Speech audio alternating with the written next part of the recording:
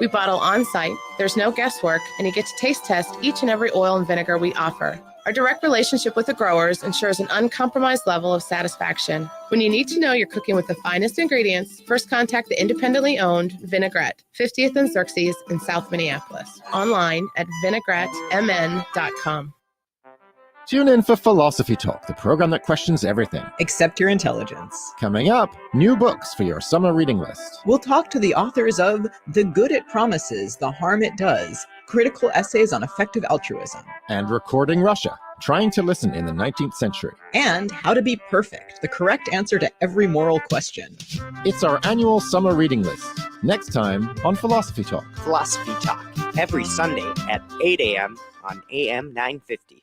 With a look at your AM 950 weather, I'm Patrick Lilia. Cloudy tonight with a low of 53, then sunshine Thursday with a high of 70. Cooler temperatures are on their way, so warm up with a delicious meal from an Eat Local Minnesota restaurant or food purveyor. Check out the list of Eat Local Minnesota restaurants and food purveyors at eatlocalminnesota.com. Portions of the following program may be pre-recorded. The views expressed and the opinions given by the individual host, guest, random reptoid, or chupacabra may not necessarily reflect those of AM 950 Radio, its affiliates, or its sponsors. Now, it's time to step into the unknown.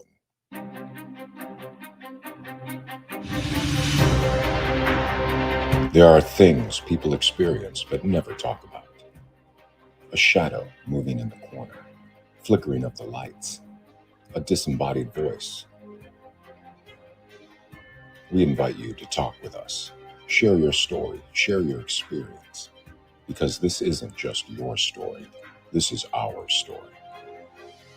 This is GhostBox Radio with Greg Bakun. And this is GhostBox Radio on AM 950, where every night we talk about the paranormal, ufology, Bigfoot, and so much more. My name is Greg Bakun. Thank you very much for joining me tonight.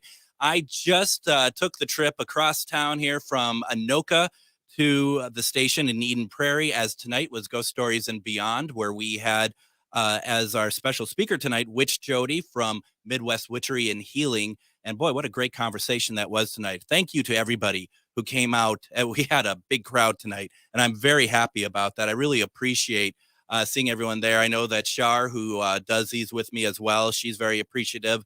And I'm glad that you all were able to get out there.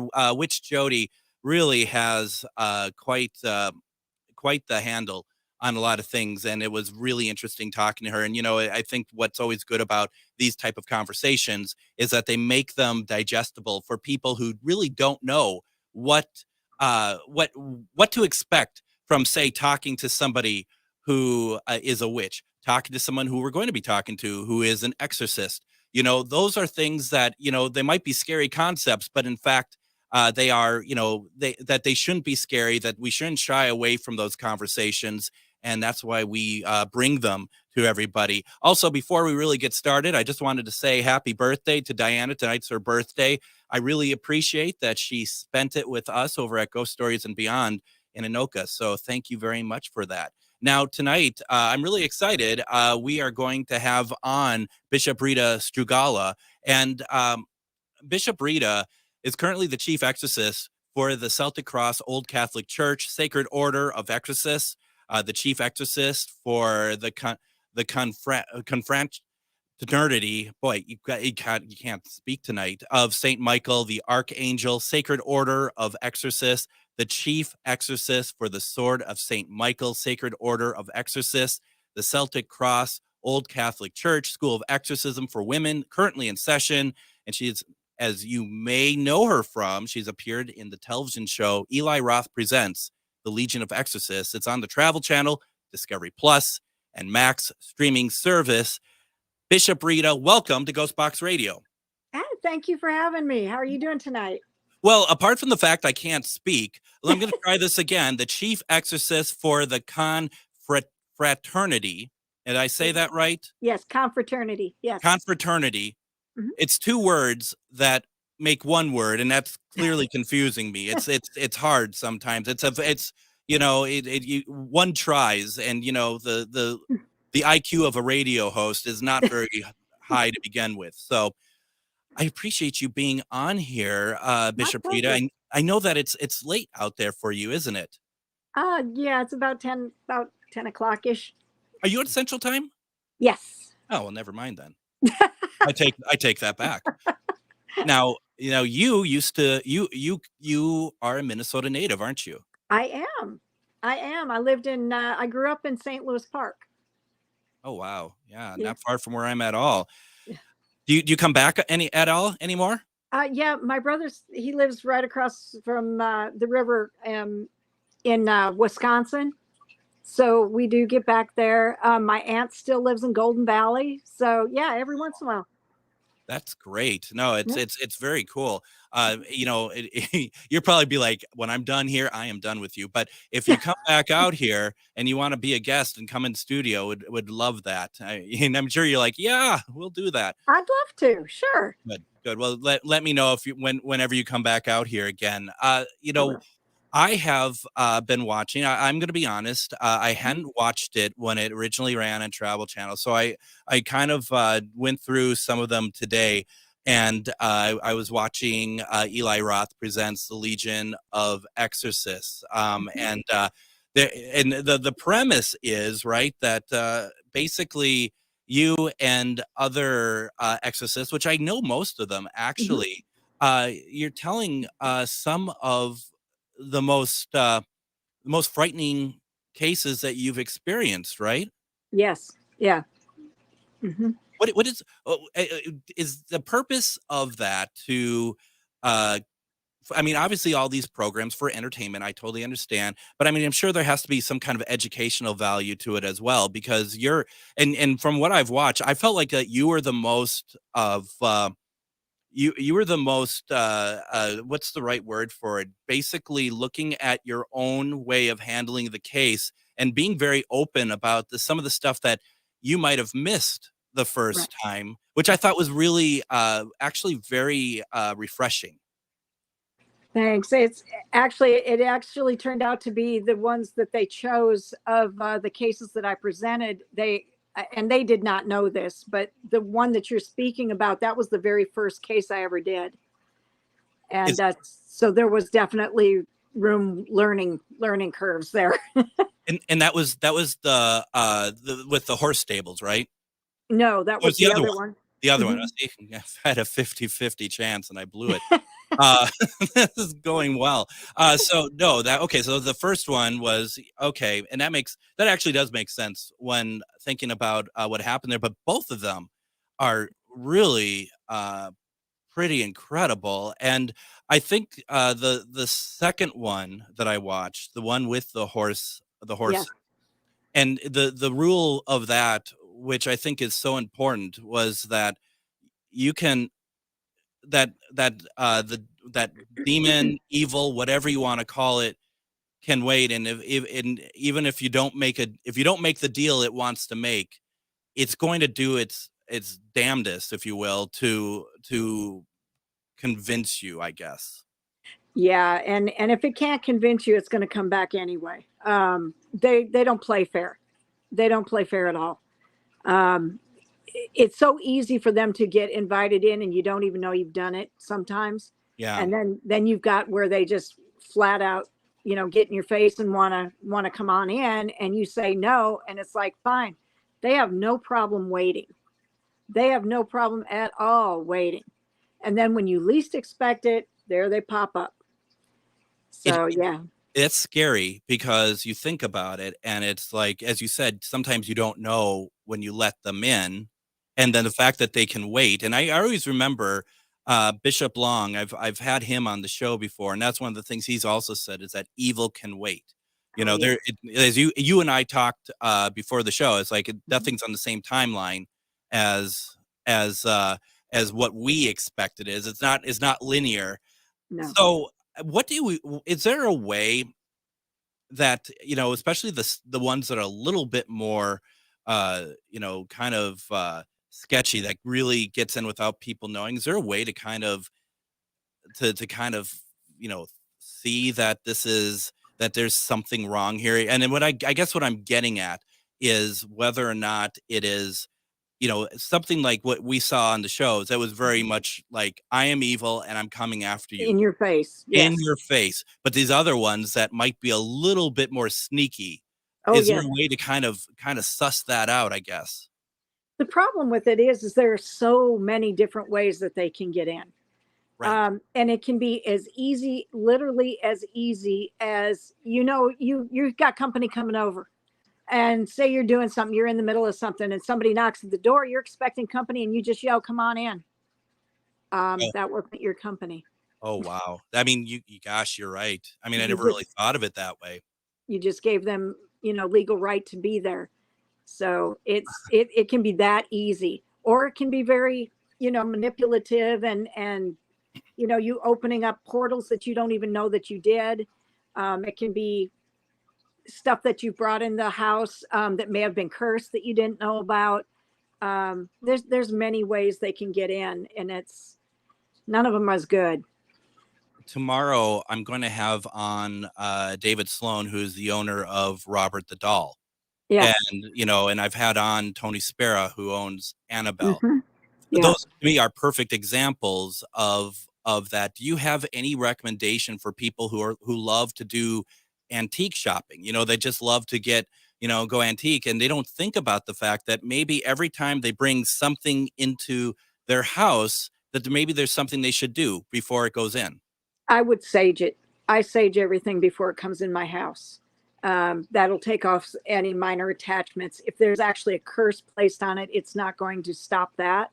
Yeah. But minor attachments, stuff like that, you can get rid of a lot of that before you bring it into your house and start having problems. We are talking tonight with Bishop Rita Strugala, and we have seen her very recently on the Travel Channel series, Eli Roth Presents Legion of Exorcists. We're going to our chat room now. Sarah had a question for you, Bishop Rita. Have you found that the demonic takes issue with your gender? With the gender? Not really. I think they're pretty awful to anybody. Not sexist. No, not at all. They don't really care. They just want, somebody that they can break. That's their whole thing is to destroy mankind, whether it's man, woman, child, whatever. That's all they've got on their agenda.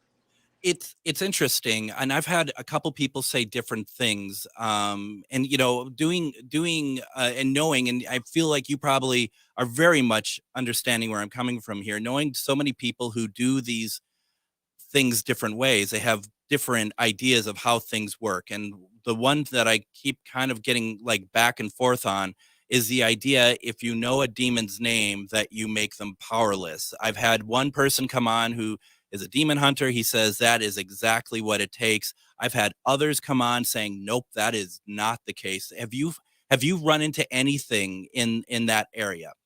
I have. I can only give you my experience on it as to what, and I know and understand. I am old Catholic Church, and I know that the Catholic rite asks the demon for their name. Tells them that you're trying to get the name. But what I have actually seen is another priest doing that, and then you have the problem of the fact that these demons are liars. They come from the father of all lies. Yeah. So now they're telling you their name is, say, Bubba. Okay, Bubba's a bigger, badder one, and he's waiting right over here for you to say his name because it works as a summoning. Because you're not addressing the one that you think you're addressing. Exactly. Got it. Exactly, and they can beat the crud out of you. Oh my gosh! Well, and I was going to save this, but I mean, you posted a picture last week, wasn't it, or something? It was from 8 years ago. Somebody else brought it up. Yeah. Oh, okay. Where you had a big gash in your forehead. Oh yes, I got picked up in a room where there was nothing but a couple pieces of furniture, and thrown out 4 feet out of the room into the hallway and head first into the wall. Yeah, that was fun. How do you get up and keep going? Oh, it made me so mad. It made me mad. I was there. There were 2 priests that were there. We were there to do an exorcism. We had done a cleansing on this particular house, and I was going through doing the last part of it, where you take I take ting shas, which is like a bell, and I go to every corner of every room and ding it one time. The vibration, the demons absolutely hate bells. So I go in there just to make sure that we got everything. And I had done one corner, went to the second corner. I was on my way to the third corner when I got picked up and thrown out. So I knew that I missed something. And I ended up in the wall. Well, I was crumpled out down on the floor trying to figure out what had just happened. My tingshaws were broke, which really made me mad. Mm-hmm. And one of the priests heard me hit the wall because a big thud, and came around the corner to see what was going on. And I had a big gash and it was bleeding. You know, head wounds bleed. And the other priest come around. He said, take her into the other room. He said, I'm going to go take care of this. And I'm like, no, and let that demon think it got something over on me. Oh, heck no, that's not going to work. So do you have to be careful though with that, in the sense of like redirecting your anger so it's not just blunt force anger, but rather something that you can gain power from, if that makes sense? Oh yeah. Like, I don't know how to explain it, but it's like normally if you have an injury like that, it hurts, whatever, you may cry or whatever. No, I was just angry that it had it over on me, and I was absolutely determined it was not going to be done with me, not like that. And so I came into the room just as the two priests were getting rid of it. So I was happy that the last thing it saw was my face. Well, yeah, I mean, because that has to feel good for you to kind of like, yes, you're not going to beat me. And no. I've listened to Reverend Sean talk a lot about, like, the way that he progresses with it, kind of an army, army stance. And I mean, I don't think anyone would understand that unless they've lived it. Right. It's hard to understand. It's a very odd way of life. Yeah, no, absolutely. Why don't we go ahead and do this? I would like to take a break here. What we're going to do, we're going to bring back Bishop Rita here in a second. There's people putting questions in the chat. Continue to do so.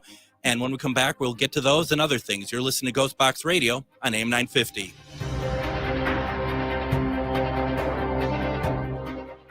Have you ever wanted to see a real Masonic lodge or visit a beautiful hotel from the 1800s? GhostBox Radio with Greg Bakun, Charvinity, bring you a weekend of paranormal investigations in Rush City, Minnesota. Starting Friday, September 22nd at the historic Grand House and continuing into Saturday, September 23rd at the Jasper Masonic Lodge, we have a lot of options for you to join in on this event.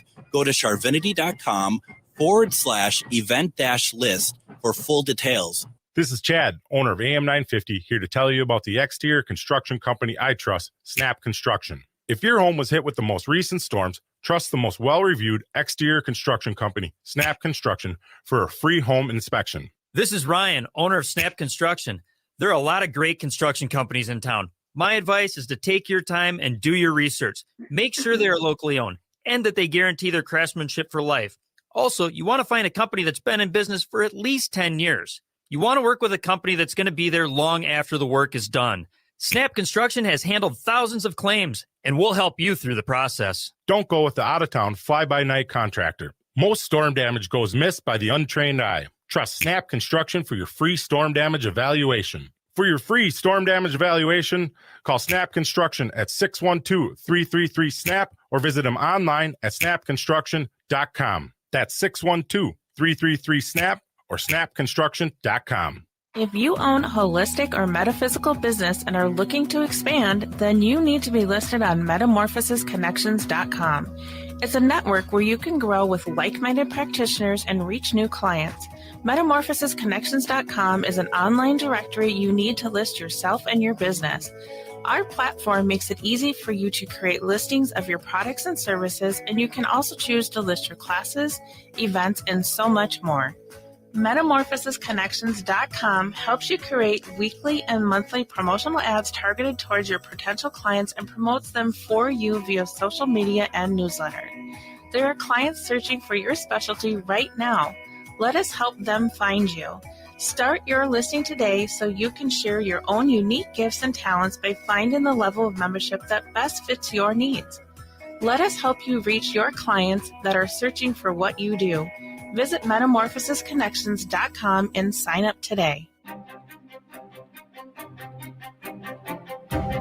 And you may have heard that handsome voice when we went to break talking about the event at the Masonic Lodge in Rush City, Minnesota. Definitely, if you want to do some paranormal investigating with Shar and myself, and just want to be able to learn a little bit about it, we'll take care of you. Make sure that there's nothing bad there. But honestly, the Masonic Lodge in Rush City, Minnesota, has not been investigated too often. It's a very good opportunity, and you don't get into Masonic Lodges very often. So definitely check it out. We're doing 2 investigations that weekend. Friday night, we're going to do the Grant House, which we've talked about many times in Rush City. And then Kitty Corner is this Masonic Lodge that is pretty cool. And that's going to be the Saturday night investigation. Our VIP tickets are sold out, but we do have tickets for each night. So go to charvinity.com, go to event-list on the page, and you can get tickets there. It's going to be really a fun evening and fun weekend.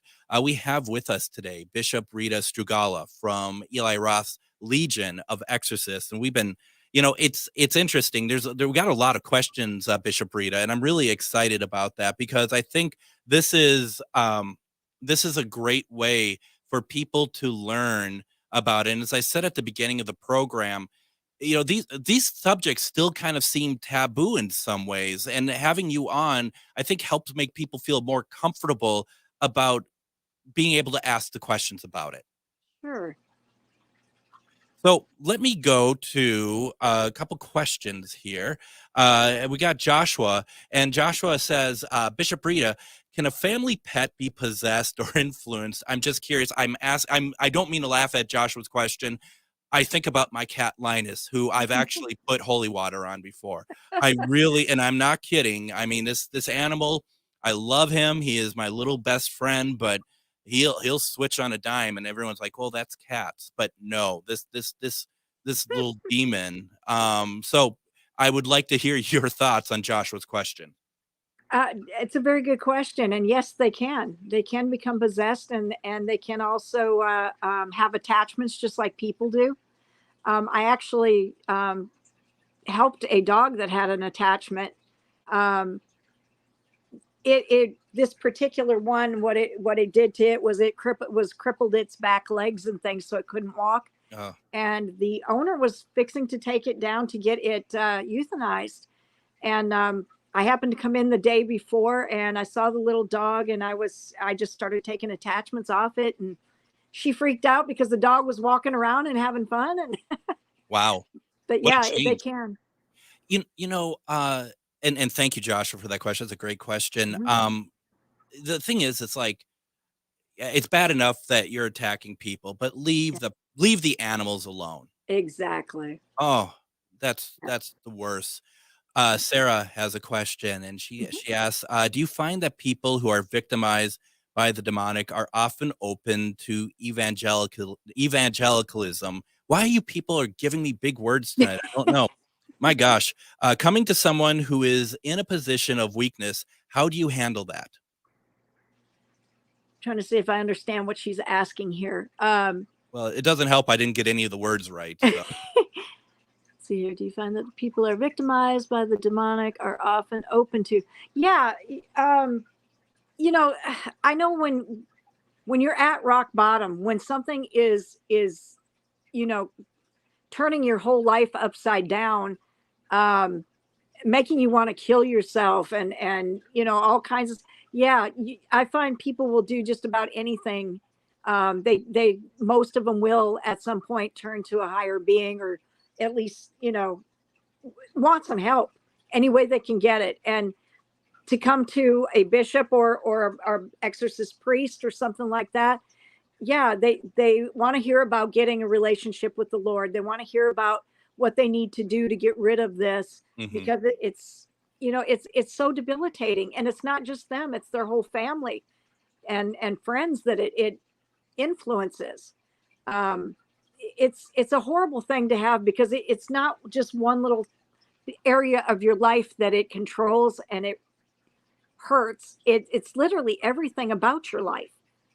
And so, yeah, people do a lot of times they will come to that meaning that if I go to church, if I start getting a relationship with the Lord, will this stop attacking me? It'll definitely help. There's, of course, homework we're going to have to do prior. Yeah. But to have that relationship there, you're going to keep it from coming back and taking over your life again and again. That reminds me of a question I want to ask you, but I do want to get to Adam. He has a question. And we are talking with Bishop Rita Strugala from the Travel Channel's Eli Roth Presents Legion of Exorcists. If you have a question that you would like to ask Bishop Rita, go to our chat rooms, put something in. This is really cool to see everyone getting so involved. Adam asked, how do you make sure that you don't bring anything home with you from an exorcising of a person or a place? For me, I do a lot with my guides, and I ask them, did we get everything? Is everything gone? And I mean everything. I mean on us, on anything. I wash like with the holy water before I leave a place. I'm very careful about that because that's not something you want to bring home to your family. No. So I make sure that everything has been neutralized before we ever leave their property. No, absolutely. Now I'm trying to look up something here real fast, and I'm not criticizing you, Bishop Rita, but your answer was very quick. I'm sorry. Nope, that's fine. You're just making me look bad on the air because I needed to look something up because I wasn't sure. And so there was a documentary by William Friedkin who just passed away, and he was the director of The Exorcist, but he did a documentary where he did a documentary in Italy with the Vatican about exorcism. I don't know if this is something you've heard of at all. I have not. So why I bring it up is that this is a very he actually ends up shooting an exorcism happening, and I'm kind of flailing here because I'm trying to get the name of the gentleman, the bishop who's the Pope's exorcist, and his name is just leaving me at the moment. But the point was, okay, the Devil and Father Amort. We see this exorcism take place, and what's really interesting about it is this young lady, she's being exorcised. It's very graphic. It's like you just explained. All the family members are being affected. They are all there. And what we end up really finding out, it's not explicitly said in the documentary, but her boyfriend seems to also be possessed. Yeah. Because there's a shot when they're trying to hold her down, and the camera zooms up and he is just staring at the camera and it doesn't look right. And then later, William Friedkin goes to a church to interview her and him, and they both go ballistic on him. It's not caught on camera. And why I bring it up to you, Bishop Rita, is because your first case that was in Eli Roth Presents Legion of Exorcists, to me kind of felt like that when you had that demon kind of ping-ponging amongst the two ladies. Have you run into that often? Is that even a thing? It does not happen real often, but it does happen. It's transient possession, and it can move at will. It can jump out of one and into another. And, I can't speak for others, but in my cases that I have run into, I have never had one yet that just had one demon in them. Right. Never. And it's like once one gets in, they open the doorway and they let a bunch of others in. So you've got to be sure that you get everything out. Now, can they hide? Oh, yeah. Oh, yeah. I've had them hide like in a person's bloodstream before.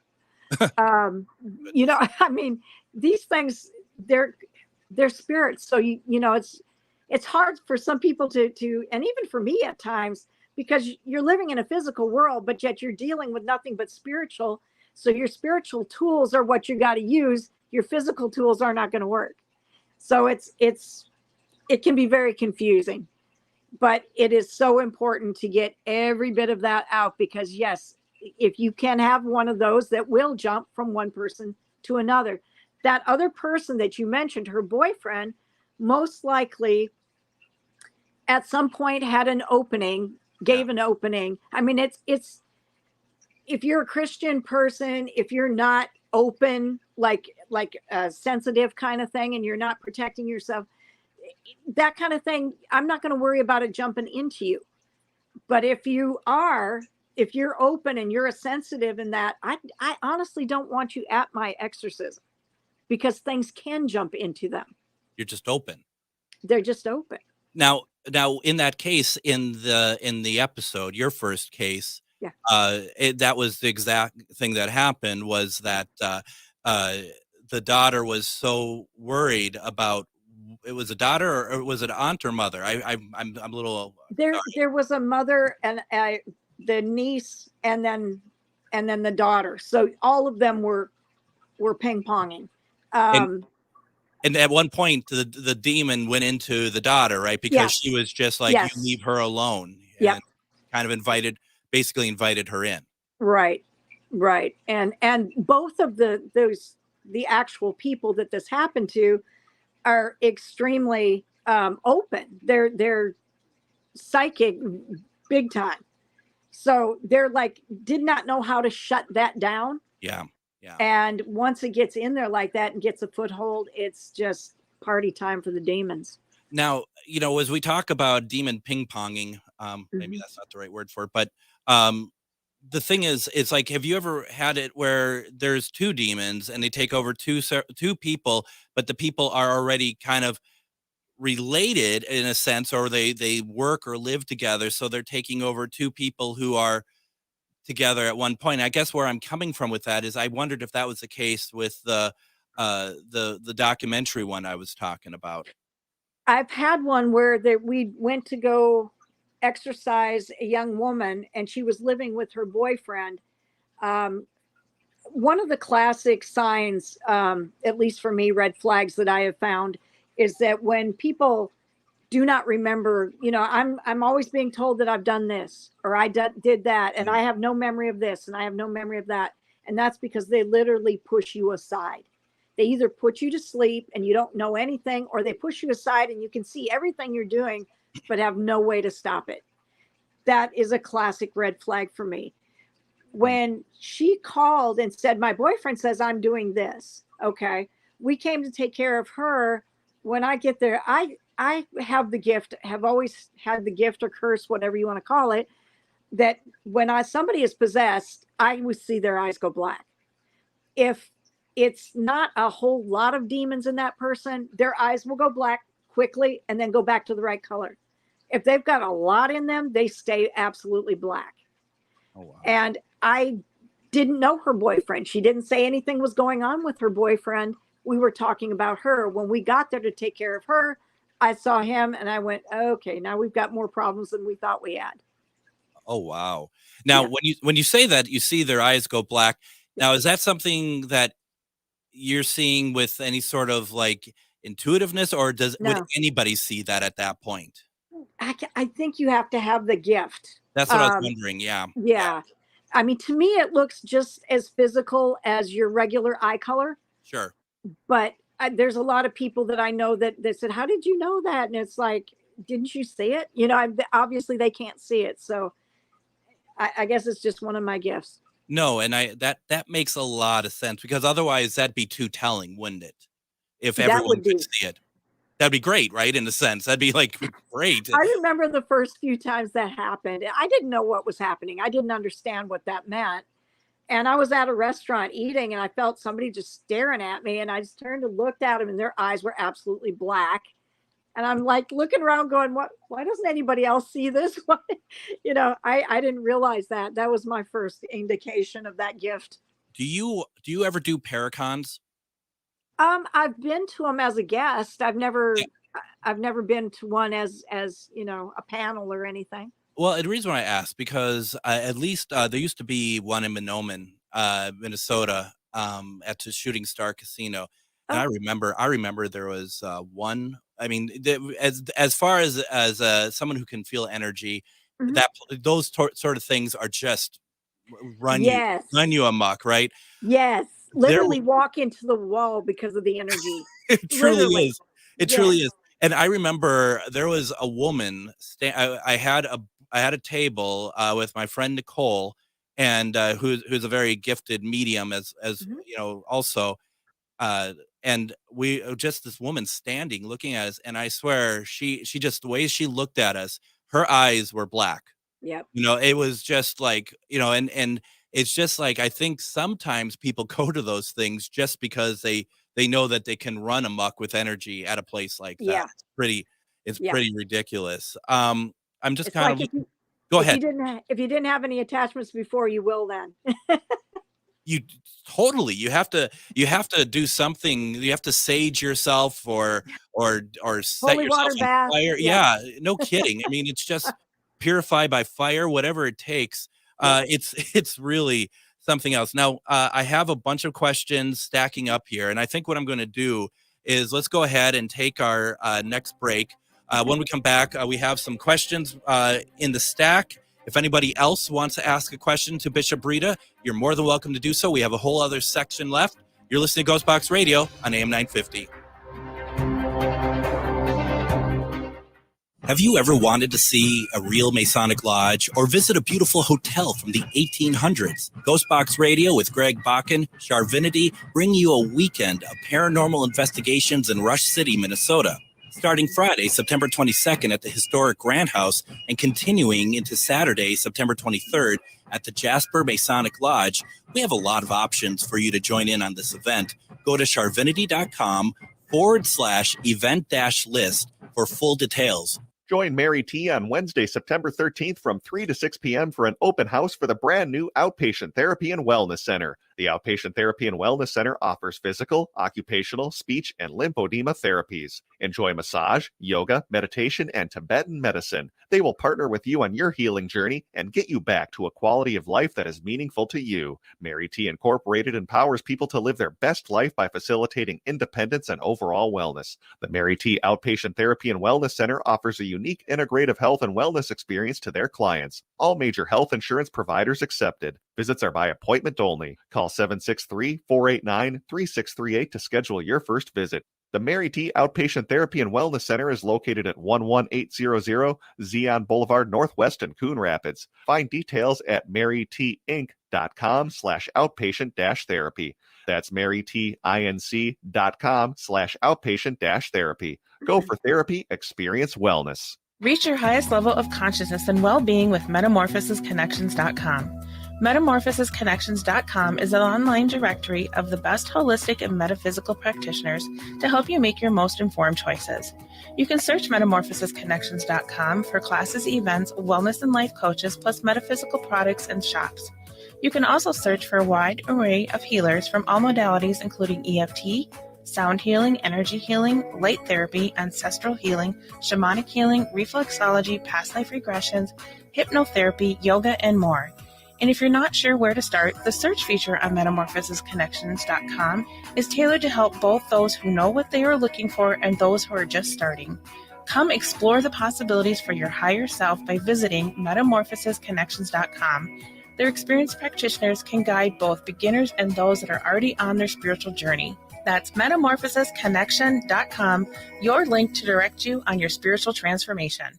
With a look at your AM 950 weather, I'm Patrick Lilia. Cloudy tonight with a low of 53, then sunshine Thursday with a high of 70. Cooler temperatures are on their way, so warm up with a delicious meal from an Eat Local Minnesota restaurant or food purveyor. Check out the list of Eat Local Minnesota restaurants and food purveyors at eatlocalminnesota.com.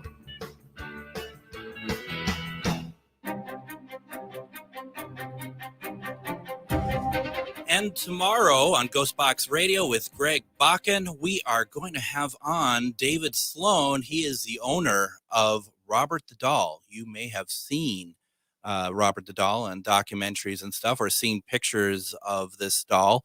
If you don't know what I'm talking about, look it up. It's going to be very interesting. It's going to be a very interesting conversation. It ties in to stuff that we're talking about tonight. And also my question of the week. Now, the audience that I have online here, I think I know the answer to, but anyone else listening out there, the question is, especially for those of you who don't do a lot with paranormal, but listen to the show and whatnot, do you think that objects can be haunted, like dolls or furniture or whatever else? And if you do you think you owned something of the sort? I put that on my Facebook page today, and it was really interesting. I got a response from someone who I didn't even think she even had any care about paranormal, anything related. And her story was very interesting. We're going to be sharing that on Friday's show. If you did have something, please send me an email, comment at ghostboxradio.com. That's comment at ghostboxradio.com. We are finishing up our conversation today with Bishop Rita Strugala from Eli Roth's Legion of Exorcists. A fantastic show. You can stream it now on Discovery Plus. That's what I did today. Bishop Rita, we have some more questions here if you would like to have any more. I think you might have caused a scare, though. Robin says, you mentioned a demon in the bloodstream. I could already imagine just people like, oh my God, how do you sense or know exactly where the entity is hiding? It's a really good question, because it's like, we all have blood in us. So right. Actually, it's another one of my weird gifts. I can feel what that demon is doing to a person, and I know where it is located in their body. They make me feel the pain of it. So that's how I know where it's at. And the next question would be, how do you get rid of that? Is I basically ask for a transfusion of blood from Christ. So what does that entail then? I'm asking Christ to, put his blood all the way through them. So you're saying you're I'm shoving it out. Okay. All right. I see what you're saying. Because, and the reason why I ask it like that is because growing up Catholic, the first thing I thought of when you say blood of Christ is like the wine. So I'm not, and not that I'm thinking you're trying to get anyone drunk or anything, but I mean, but honestly though, it's like, I wasn't sure exactly what that was. So that's really interesting. Just got another question from Sarah. You're all making my job very easy tonight. That's great. Have you had any cases dealing with generational sin? Yes. Generational curses. Yes, definitely. They're not the easiest thing to solve. They can be solved, but it takes a while longer to do. You got to cut all the ties. You got to try to figure out where it started from. You've got to basically work from here backwards, finding out how many generations back it goes, how it was, implemented. It's very involved. It can be done, but it definitely takes a lot of time. And the follow-up to that from Dedrick was, it's a really good question of, do you think demons in bloodstream also could be generational curse hidden till a certain time? Yes, definitely can be. That's that makes a lot of sense. It's almost like a timer, isn't it? Like you had said earlier, there is no time for this evil. It can do it whenever it wants to. Correct. And they will wait to whatever the most inopportune time is for that person. It doesn't bother them to wait. They've got forever. Right. It's messed up is what that is. It is. And demon, and I was talking with Joe Stewart, who he does demon hunting. Mm-hmm. And he says that, he had brought up that, their whole purpose of existence is chaos. Absolutely. And that's just correct. It is so hard. It's just like, it's so hard to understand in a way. It's easy. And it's also hard because it's just like, gosh, that's their own existence. Is if you're having a good day, they just want to ruin it. Absolutely. They want to destroy you. That's what they want. There's ways to make your homes and that less hospitable for that to happen. Every single place I've ever been that I've done an exorcism is like a cave. It's so dark, and there's so many things that you can do to raise the vibration and make it a lot less hospitable for demons to want to dwell there. We've done some cases where we've talked to people who think that that they've had something dark and demonic, and as a rule for the people that I work with, when something like that comes in, we move it on. We don't deal with that. We're not demonologists. But Right. one of the things that, to your point, that we were saying is like, well, pull up the shades in your house, open a window, put some flowers out. Don't talk about what's going on. It's all stuff that, if it's a true demonic case, that's something different. But at the very least, make it, like you just said, make it hospitable, make it light, and make it, so the sun can come in the house again. They dwell at the lowest vibration in the universe. Love is the highest vibration in the universe. So I always tell them, love a lot. Tell the people you live with, your friends, and that you love them. Not only does it raise their vibration, it raises yours. Right. If you bring light into the house, that raises the vibration. Bring music into the house, dance, have fun, laughter. They hate it. They don't want to stay there because you're not dwelling in the cellar in the dark, basically.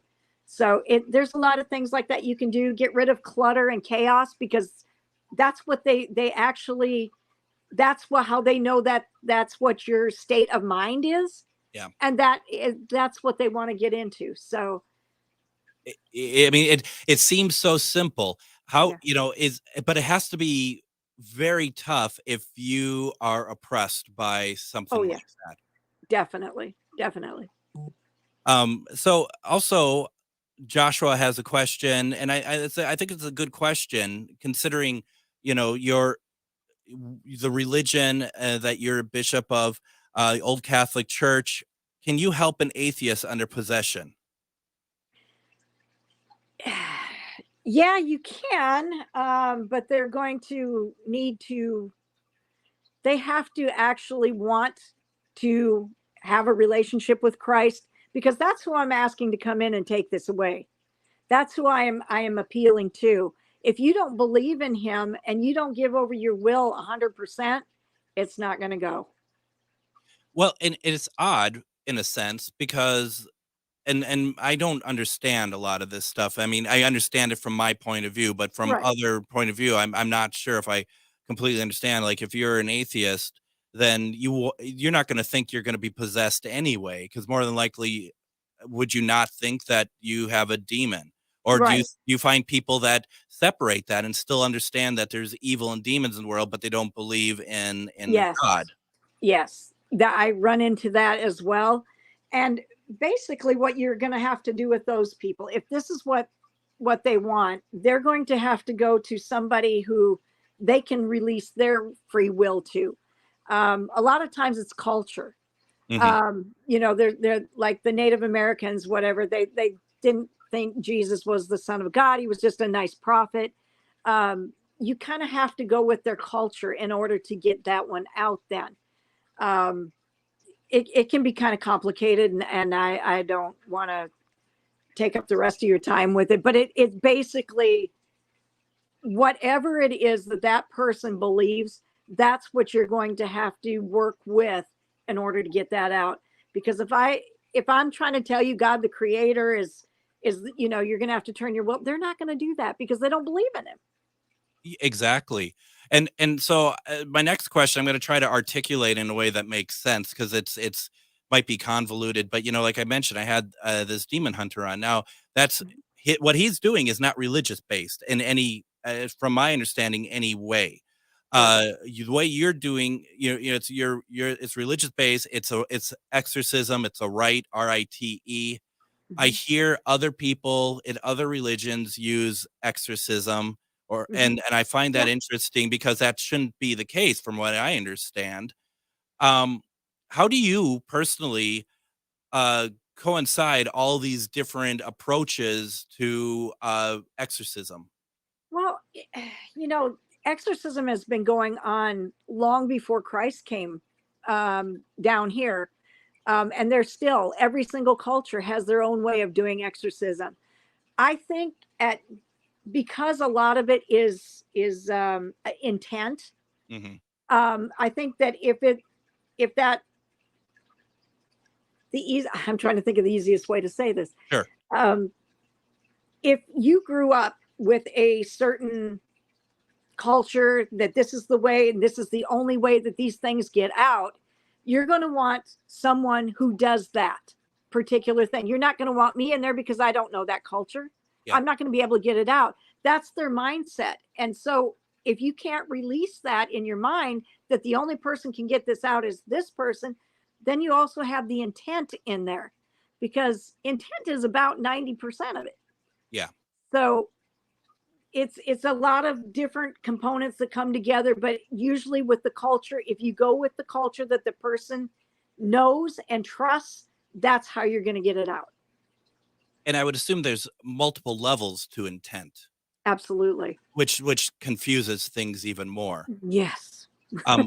When you are doing exorcism, like I know that Roman Catholic Church doing an exorcism is very rare.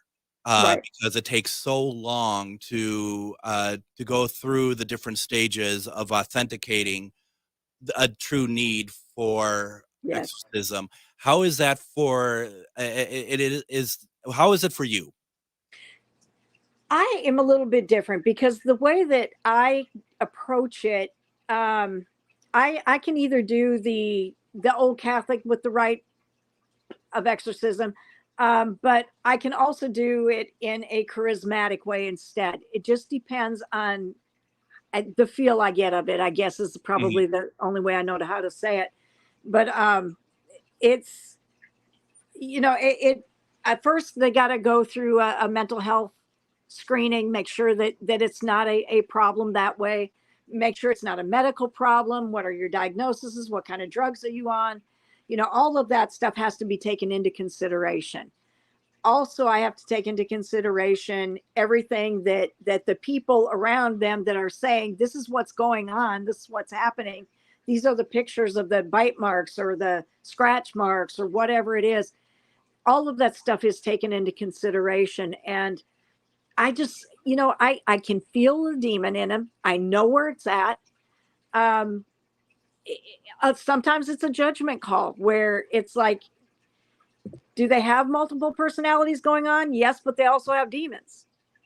So it can be it can be just one of those things, but I know because I can feel it where it's at, and I see the eyes go black and all that stuff. Yeah. I just have to realize, figure out, are they worse off with it or not? And usually it is. So. And the gift that you're talking about here, this is a very different thing than any sort of mediumship. Or do you lump that in as a kind of a form of mediumship? I guess you could look at it as a form of mediumship. I've got another lady on the team that she does them with me, and her gifts are way more extensive than mine, way more. And so we kind of tag team it that way. I mean, we've worked together for about 10 years on this, so we know each other very well. I know, how we work together. So we get a bigger picture with the two of us. We get a bigger picture, and that's what we go with, and it seems to work. It makes sense, doesn't it? Because you two are probably filling in areas that maybe you wouldn't want to. Not that you'd ever go into any of this by yourself, but no. You're complementing each other, aren't you? Right. Yes. Because I mean, I can feel when Christ steps into me when we're doing these. I know his vibration. I know when he's there, and she has Saint Michael that she works with her. So, we just do what we got to do. We have just about 2 minutes left, and we got through. We have seen one season of Eli Roth's Legion of Exorcists. Is there going to be a second season? That is the question. Everybody's asking. They haven't told us anything with the writer's strike and the actor's strike out there. We haven't heard a darn thing about it. I've seen in writing where they say they feel like it's coming just because it was the third highest rated show on Travel Channel during the time that it was on, and the critics' reviews and all that stuff. So I don't know for what it's worth, but we haven't heard anything at all. So I really don't know. How many how many How many situations did you put through to them for them to pick which me, cases? I think I submitted like it was 8 or 10 different cases. Wow. And they chose 3 of them at the time, and then we ran out of time for the third one. So they said if we do have a season 2, that we've already got one that can go. So I mean, I'm having people in the chat here. They're saying fingers crossed. They're all hoping for the best with you on this. So I hope so. and we got some questions here that we didn't get to tonight. So I'm hoping that you will come back and I'd love to. talk a little bit more. And like I said, maybe even come into the studio and we can do a program. Maybe we can even do a longer program if that works for you as well, because I think people really enjoy talking with you tonight. Well, I've really enjoyed talking with you all. Thank you for joining us, everybody. Thank you. And thank you, Bishop Rita. I really appreciate the time tonight. My pleasure. My pleasure. We're going to be back tomorrow with David Sloan, who is the owner of Robert the Doll. Everyone, if you don't know what that is, go look it up. You'll be very interested to see. We'll talk to him tomorrow. Everyone, have a good night. Your radio station for the Resistance, the David Pakman Show, weekdays at 2 p.m. on AM 950